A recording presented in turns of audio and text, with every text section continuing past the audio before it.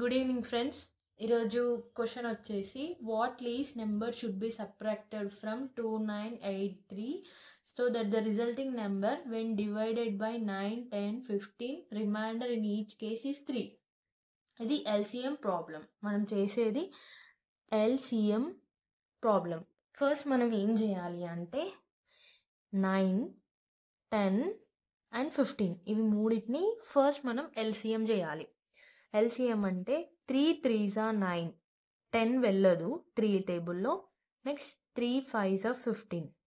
Here 5 table, 5లో 3 పోదు. 5 2s are 10, 5 1s are 5. So 3 2 ఎందులో పోవు. So 3 3 and here 2 and 5. LCM చేస్తే మనకు 90 వస్తుంది. ఎల్సిఎం వచ్చేసి 90. ఇప్పుడు మనకి క్వశ్చన్లో ఇచ్చింది మళ్ళీ ఒకసారి చదువుదాం. మనం ఇక్కడ 293లకు వెళ్ళి సబ్ట్రాక్షన్ చేయాలి అంట.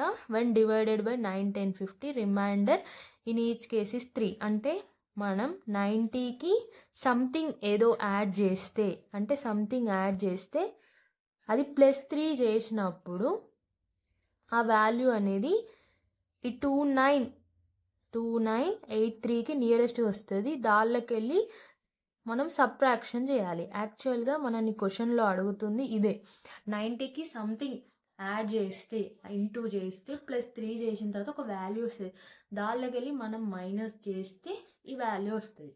ఫస్ట్ మనం ఏం చేయాలి అంటే ఈ 90 ఉంది కదా, ఈ 92s ఫస్ట్ 92s ఎంత వస్తుంది? 92s వచ్చేసి 180 వస్తుంది. 180 అంటే చాలా తక్కువ. 2983కి దగ్గరగా రావాలి.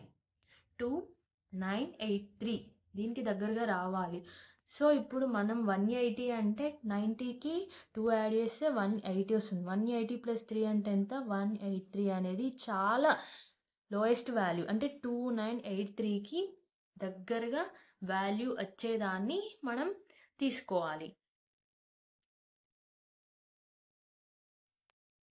మనం ట్రై చేయాలి. 92s 90 10s 90 20s 90 అలా ట్రై చేస్తే నాకు 90 33s 90 33s నాకు 2970 వచ్చింది. 90 34s 3000లో వచ్చింది అండ్ నాకు వాల్యూ. 90 33s చేస్తే 2970 అంటే 2983 అంటే ఈ వాల్యూకి తక్కువగా ఉంది వాల్యూ. సో నేను ఇది తీసుకుంటున్నా. దీనికి +3 యాడ్ చేస్తే నాకు 2973 వచ్చింది. ఇప్పుడు ఏం చేయాలంటే మనకు వచ్చిన ఈ 2970 మైనస్ 2973ని మైనస్ చేస్తే మనకు ఎంత వస్తుంది? 10 వస్తుంది. సో ఆప్షన్ వచ్చేసి డి, -10 చేస్తే మనకు ఈ వాల్యూ వస్తుంది. Thank you for watching. Please subscribe high my study.